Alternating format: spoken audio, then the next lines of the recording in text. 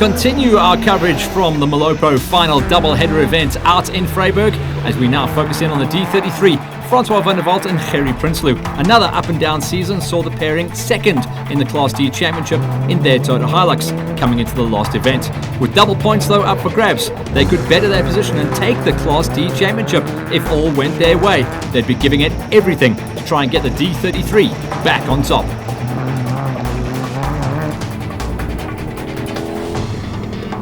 Another amazing father and son combo rocking in the S11. That was Pete and Benjamin Kotzer. They held the championship lead in Class S, but were also, amazingly enough, in for a shout at the overall production championship as well. Those honours would be amazing if they could take it all the way to the line in a lower powered and lower spec Class S bucky. Could this be the Cinderella story of the season?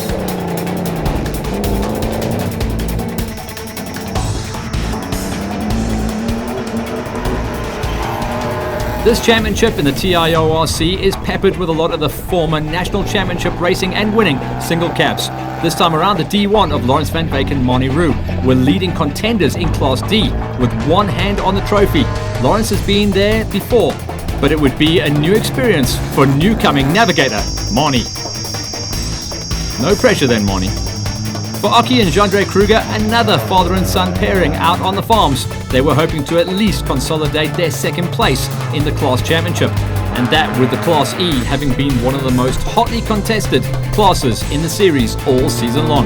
Class E has had a very much rebirth in 2019.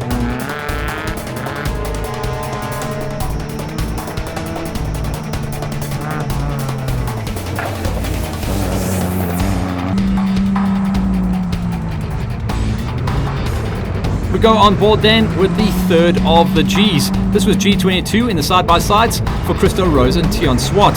The local businessman Christo in the top car panel beaters Can-Am Maverick had it all to play for, with Tion in with a shout to become the Class G Navigator champion, and Christo pushing for second on the drivers.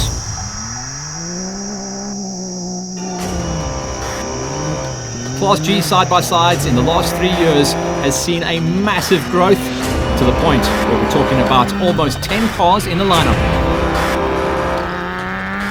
Tian Statoyan on Nokia in the Propeller Center Toyota Land Cruiser certainly were also still in with a shot at the Class D title, with Tian's getting more comfortable with the cruiser as the season wore on. And then the G110 of Glenn Turon and Craig Galvin in the Calyx Can-Am Maverick got together as a pairing mid-season and are starting to gel nicely with the car. They were still looking for the elusive win though, but it surely was just going to be a matter of time. So much experience in other vehicles, and for 2019, side-by-sides was the order of the day for the Calyx crew.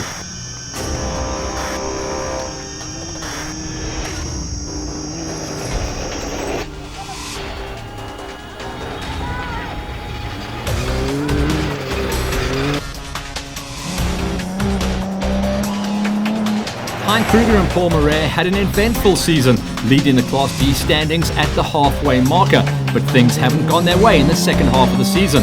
Could their fortunes change here at the Molopo 500? They were certainly hoping so.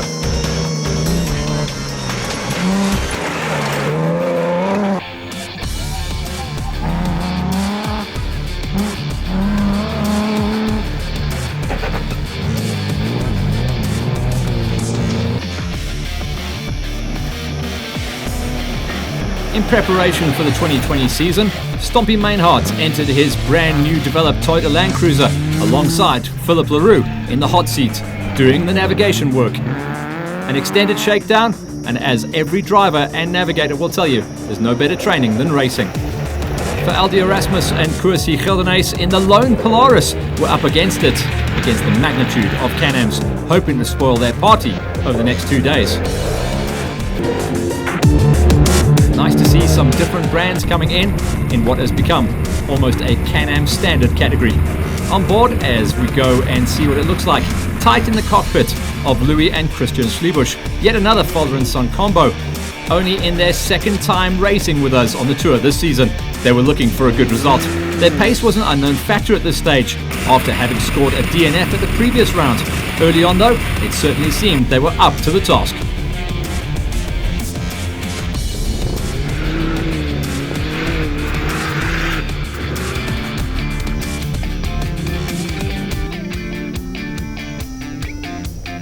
so impressive to see how aggressive new drivers can be in these amazing side-by-side machines.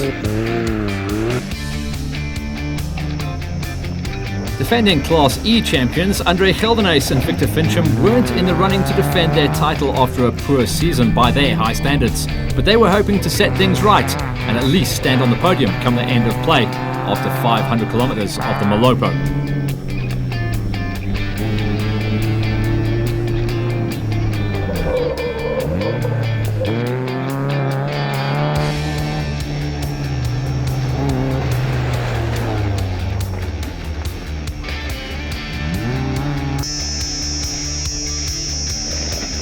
The E4 of Dirk Putter and Henny Hutting was sitting pretty at this stage, not only leading the Class E championship standings, but also the overall production category.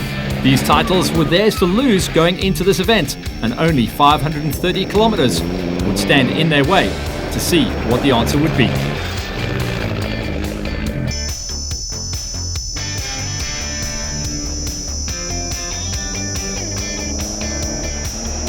As we said before, Class E could really be something big in 2019.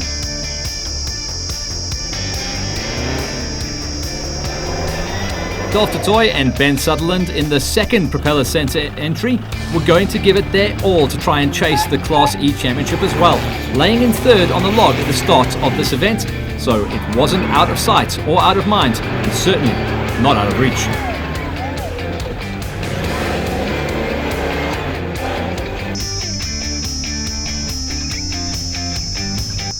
It seems like the change of colours were a bit of a curse coming into the 2019 tour. For Regan Austin and Warren Foss, they had a season to forget. Plagued by mechanical issues throughout, they were hoping to simply end off the season by seeing the finish line.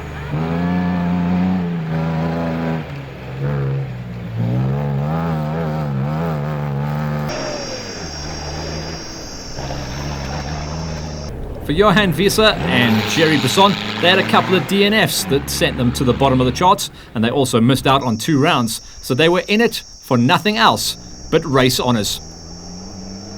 No stress about worrying about championship points, and sometimes the big results can come when all pressure is lifted.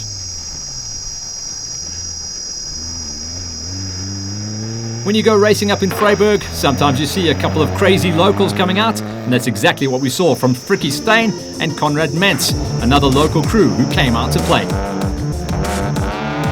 For Jan and Julian Rus, also a father and son combination coming out to play in the older category Class Fs. We seem to have seen a lot of them in the Inland Off-Road Championship Series. And they came all the way from Gauteng for the season-ending marathon event, hoping to put up a good show and bring one of the older Hiluxes to the finish line once again. Evergreen racer Henry Zamatin with Lady Navigator Alicia Potgieter pitted their near standard Ford Ranger up against the tough route, hoping to come out tops.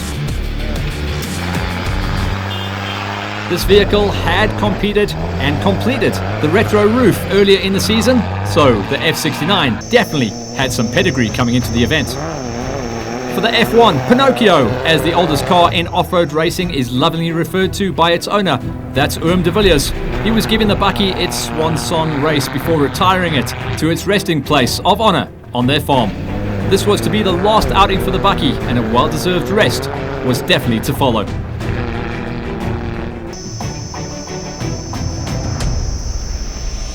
John Berta and Jacques Sobiech were out in the ex-Hutting Ford Ranger in only their second outing as well.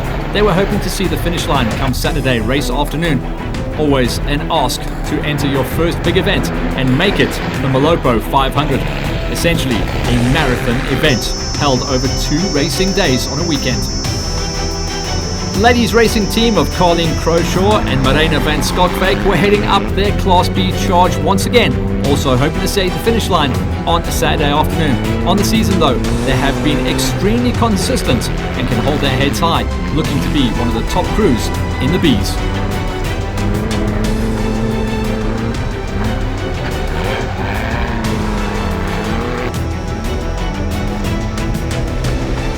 The Van Skalkwyks do dominate Class B, and hot on the heels of the ladies, it was the B100.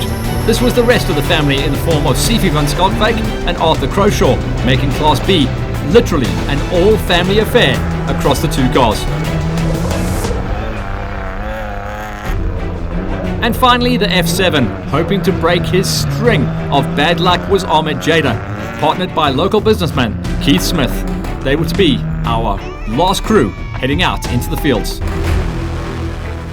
At the end of day number 1, which pretty much marked the halfway marker of the event, we'll call it heat number 1. Chris Visser walked away with the big win ahead of the Cox. That was Malcolm on the wheel and France on the notes. Force Prinsloo and Ando Vermeulen weren't too far behind in third place, with Van Tonda and Redlinghuis into a number 4.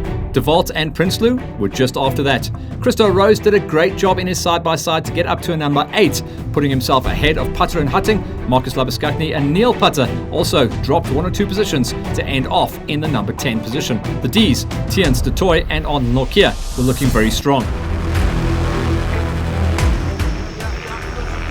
Join us after the break as we pick up on day 2 race action from the Molopo 500.